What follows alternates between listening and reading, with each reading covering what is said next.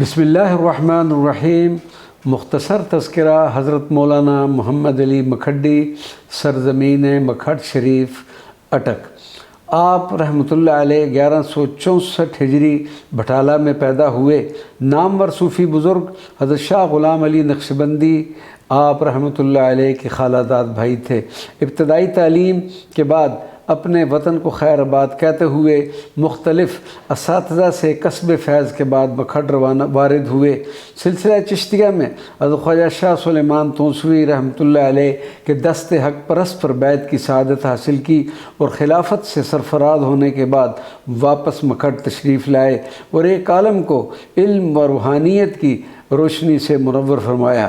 حضرت مولانا محمد علی مکھڈی رحمۃ اللہ علیہ عمر بھر درس و تدریس میں مشغول رہنے کے بعد 29 رمضان المبارک 1253 ہجری میں اس دار فانی کو الوداع کہا۔